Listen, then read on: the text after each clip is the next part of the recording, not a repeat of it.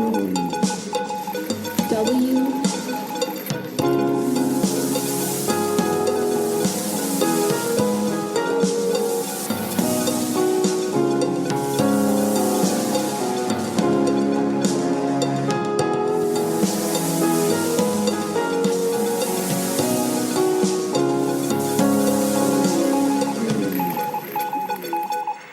Welcome back to another episode of Cohort W, the official podcast of the Warrant Officer Historical Foundation, where this season we're exploring the future modernization of Warrant Officer professional military education. I'm your host, Chief Warrant Officer Four Jessie Morlan, and today you're in for something truly special. We're honored to be joined by a trailblazer, a leader, and a legend in Army Aviation, Chief Warrant Officer Four, retired Bob Cooper. With a career that spans 3 decades of active service with over 4,000 flight hours, including more than 1,100 in combat, and a continuing legacy of mentorship and advocacy, Mr. Cooper embodies what it means to serve with distinction. From the muddy motor pools of the 10th Engineer Battalion in post-war Germany to the skies of Vietnam with the 240th Aviation Company to safety reform efforts that shaped Army aviation doctrine, Mr. Cooper has lived through and led through some of the most transformative moments in our military history. He's a dual-rated Master Army Aviator, a former director at the Warrant Officer Historical Foundation, and has served on the Chief of Staff of the Army's Retiree Council. But more than his titles, Mr. Cooper is a steward of Army tradition and a voice of timeless wisdom. Mr. Cooper, thank you for joining us again on Cohort W. It's truly a privilege. How are you doing today, sir? Doing fine. I woke up this morning and I'm blessed and the weather's good and we're living the dream down here in South Alabama. Well, outstanding, sir. So, Mr. Cooper, your Army journey began in 1957, and by 1969, you were a warrant officer and Army aviator serving in Vietnam. Can you take us back to what drove your decision to serve and how that early experience shaped your leadership perspective and your eventual path as a warrant officer? Well, I had joined the Army in 1957. I was a junior in high school, and I had some other friends that actually had already graduated from high school, and there was 5 of us that were going to join the Army and go out and see the world. And I joined basically, for economic reasons. I had a mother and 2 sisters that I was trying to help support, and I did get a chance to see the world by staying on active duty for 30 years and 33 days, and spent 15 and a half of those years outside the continental United States, and developed some real good friendships. In fact, I'm still in touch with some of the guys that I served with since back to 1958. There's only 3 or 4 of us that are still left in that particular area. But I really didn't join for the money. I didn't know it at that time, but we were getting $78 a month when we first started. So you became a warrant officer at a time when PME was just beginning to evolve into a more formalized structure. What did your warrant officer training look like then, and how did it prepare you for the responsibilities that followed, particularly in high-stakes roles in combat and aviation safety? Well, again, we're kind of different there. The war had been going on in Vietnam for a few years, and they were needing a lot of base. In fact, I had tried to go to OCS at one time, but wasn't able to get in. But I was able when I applied for Warrant Officer flight school, and actually there were 3 of us that applied. One of them was a crew chief, and the other one was a TI, and me, I was a combat engineer in a chemical NCO. And I really didn't know much about aviation. Well, I passed the FAST test, and the other 2 guys didn't that had been there. But basically, basic minimums were taught, is we were warrant officer candidates, for the whole time we were in flight school. And we were approximately a little over 200 hours in the 9 or 10 months that it took to get through flight school. Now it takes about 2+ years to train an Army aviator with much less flight time. They're taught much broader skills than we were. We were just taught basically warfighter skills, to head off to combat. And instead of going over his unit and training as a unit, at that time, we were just replacements, and we went in as replacements and really got kind of hands-on on the job training within our unit as far as to what our main skills or main would be. So now flight school's changing again. They're going through another evolution as to what will take place. But since being some warrant officer days were from high school to flight school, I guess I had a little advantage that I had 12 years previous enlisted time, and I was an E7, and my first assignment was the 240th Assault Helicopter Company. And I often found myself in leadership positions during the Warrant Officer Candidate time. As I spent as Warrant Officer Candidate Company Commander, Warrant Officer Candidate Battalion Commander, and back that time, the Warrant Officer Candidates did a lot of mentoring or training of some of the younger folks that didn't have that previous experience. And this kind of followed me into my first assignment with the 240th Assault Helicopter Company in Vietnam. And that was right out of flight school. And I had additional duties as Assistant Operations Officer and Aviation Safety Officer. I had not had any aviation safety training, or I'd had safety training as listed, but never in aviation. But Lieutenant Colonel Gene Conrad came to Vietnam, and they conducted a one-week course over there for some of the aviation units. And now the Army Warfighting Center, which used to be the Safety Center, is named after Colonel Conrad, and have the opportunity to fly 1,120 combat hours in the 12 months that I was assigned to the Vietnam. My longest flight day was 11 hours and 20 minutes, with only shutting the aircraft down one time to check the oil and fuel levels.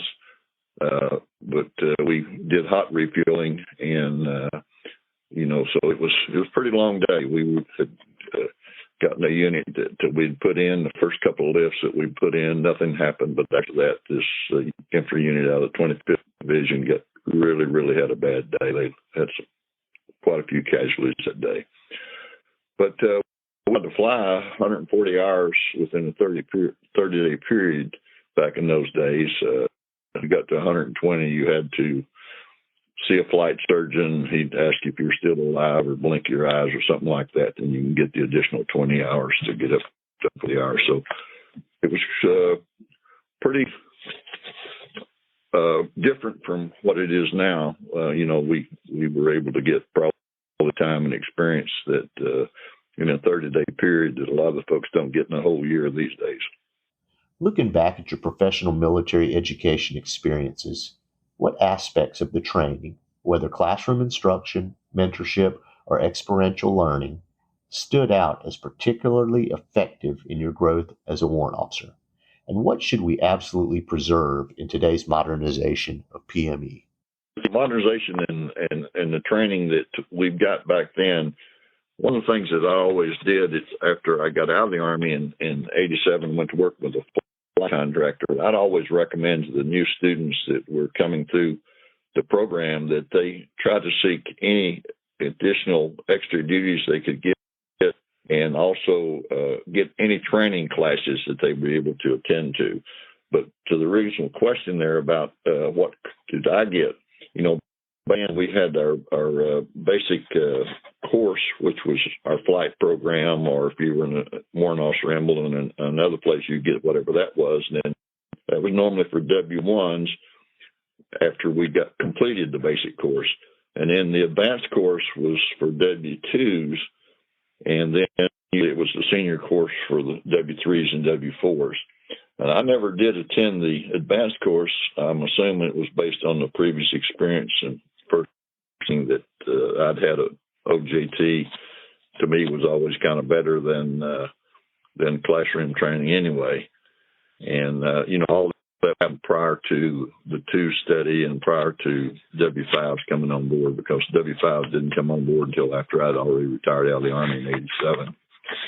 But one of the things that the 2 study did identify, which was a little bit later, was some of the problems that we have, which we still have today. And that was, what is the definition of a warrant officer?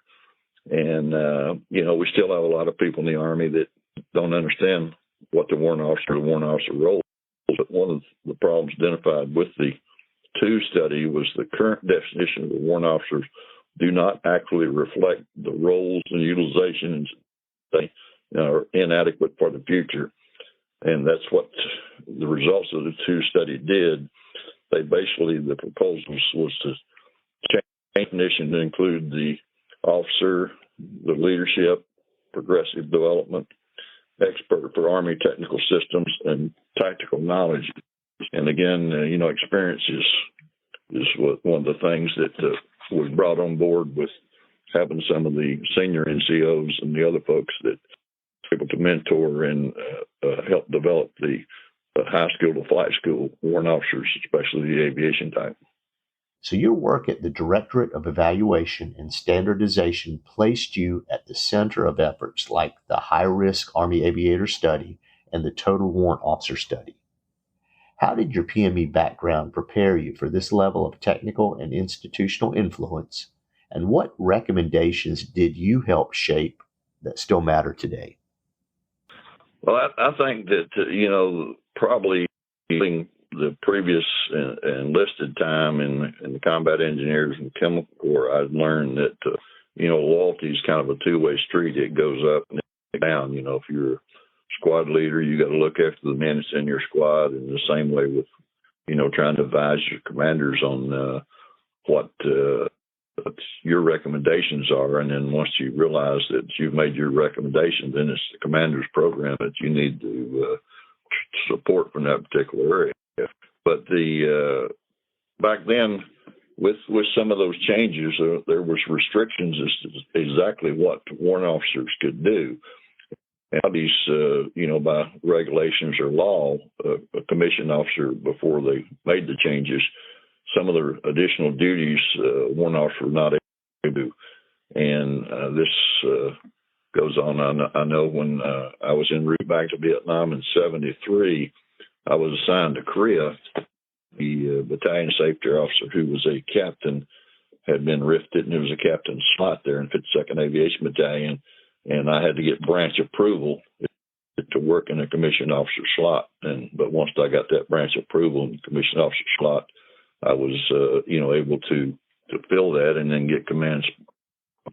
But in the 5 years after I returned from Korea, I actually worked at Army Safety Center and then went to Saudi Arabia, and then I came back and I was at DES, and I wound up serving 5 years there, and I had 28 years on active duty when my 3-year assignment was up, and they wanted to send me somewhere else, but I had a son that was a senior in high school, and then I really didn't want to move him. I wanted him to get a chance to graduate, and so they extended me and let me the additional 2 years.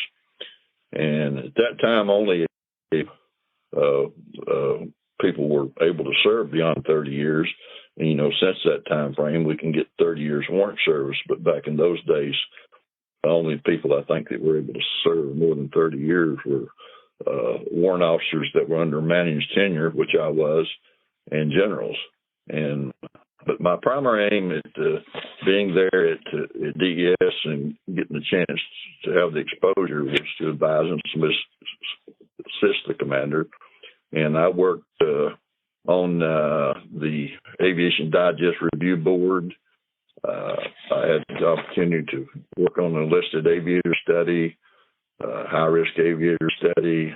I got the chance to attend the NTSB Accident Investigator course, which helped understand how things were done on the civilian side as far as aviation goes, and found out really that we in the Army had a better system than the FAA did, because with our safety regulations and our way we reported our mishaps, we could capture the data much easier than they were able to, because they got information. They created a new form, but we categorized ours so that we could pull that from the mishap reports. And often, though, that, our safety regulations did change, and we changed how we classified mishaps and accidents. And, of course, that was to adjust mishap rates. And this was done really because of, the additional cost of newer aircraft. But we basically had our mishap rates, which are just changed over time. But really, when we look at our aviation mishaps, even if we higher in recent years, from my point of view, there's no new causes of accidents. They're all the same as they were during the Wright brothers when they first had their mishap. You served in Germany, Vietnam, Korea, Saudi Arabia, and Malaysia, an incredibly diverse operational footprint. How did your PME prepare you for working across cultures and with international partners? And what can current warrant officers learn from those experiences today?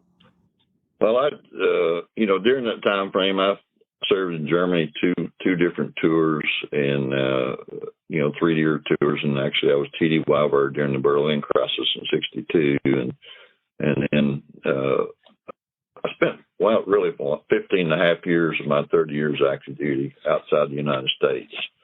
And I found that you have to adopt the culture of the country you're assigned to and learn their customs and standards. There are a lot of do's and don'ts that we don't really, just like in the Middle East, you never show anybody the bottom of your foot, and that's an insult to, especially in there. And another thing that I found out that, a lot of people, especially when we went to Malaysia, we had an Air Force guy that worked with us that really didn't interact with the people we were supporting, the Malaysian Air Force, but if you learn to do their things, our standards are not always any good for us, but they may insult, the host country in which you're supporting. And I know that when I was in Saudi Arabia, I was aircraft commander flying close, and we'd stop into Riyadh now and then to have to refuel. We'd maybe going to Tabuk or Jeddah or wherever we may have been going. But a lot of times the guys that were there that were in other aircraft and stuff, they're giving the refuelers a hard time and whatever, on a short little break or just coming off of their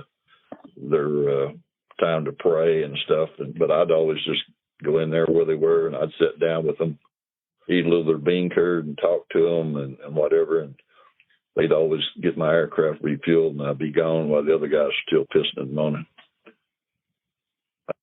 And the same thing that, if you go into a country like that, I think it's very, very important to kind of look at their culture and some of the backgrounds they have. I know that when I went on the military training team to Malaysia, I didn't realize at that time that Malaysia was a Muslim country, but that changes your ideal as to how and what you're going to do. But if you're a guest in someone's house or someone's country, you should abide by the. As a past director of the Warrant Officer Historical Foundation and a longtime advocate for warrant officer history, why do you think it's important that PME continues to honor the legacy of the cohort while modernizing for the future? I think it's very, very important that again, we learn the history of our different organization. And as a charter member of the Warrant Officer Association and a member of Quad A, Army Aviation Association America since '71, we need to keep up with history so that we don't make some of the mistakes that were previously made. And if we do that and let people know that, earlier I talked about when I started out, wasn't in aviation, but $78 a month. But, if I'm, the flight pay for commissioned officers versus warrant officers before the warrant officer became commissioned officer was much less than what it was there. But if you're working with these organizations and realize that they were the ones that helped get those pay raises, and those are the ones that for pay and housing and everything, and we need to support those folks that broke trail for us and were there ahead of us.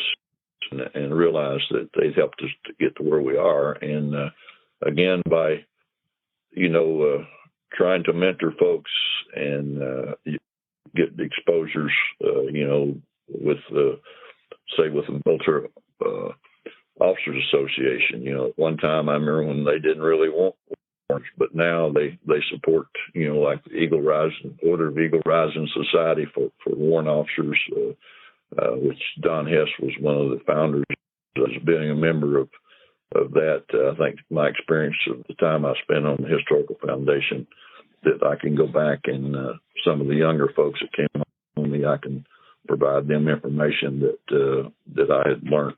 And learning like that's an experience, and what really is it's knowledge gained over time. Something you can't buy, issue, or delegate. And once you get it, it's yours to keep forever. All right, last question, sir. So you've spent over 6 decades connected to the United States Army, including continued service as a mentor, volunteer, and historian. If you could offer one piece of PME-related advice to today's warrant officers, especially those entering the force during a time of transformation, what would that be?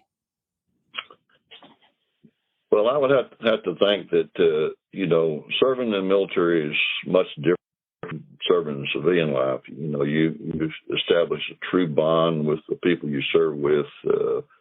Across the time, I've learned that, being in the military is really a privilege to me, and it's something a lot of people don't really understand. And back when we still had the draft, we had a much better cross of Americans defending the country. And now, with only 1 in 5 youth being between the age of 18 and 23, even qualified to join the military, we need to teach and learn that freedom's not free. Well, Mr. Cooper, thank you, sir. Your stories, your humility, and your example remind us that leadership is never about rank. It's about impact. And your impact, sir, continues to ripple across generations of warrant officers. Well, again, I would just like to recommend that everyone get a chance to go in, but everybody's not equal. You have to earn those chances to get promotions, and you shouldn't just get promoted on time. It should be based on what you do and what you contribute to. And again, my motto has always been mission, welfare of the troops. And thank you again, sir, for being a guest on Cohort W. And as we work to modernize PME for the future, your voice reminds us of the roots we must hold on to, the lessons learned through challenge, and the spirit of service that never retires. And to our listeners, until next time, stand tall, serve proud, and keep leading from the front. I'm Chief Warrant Officer Four, Jessie Morlan, and this is Cohort W.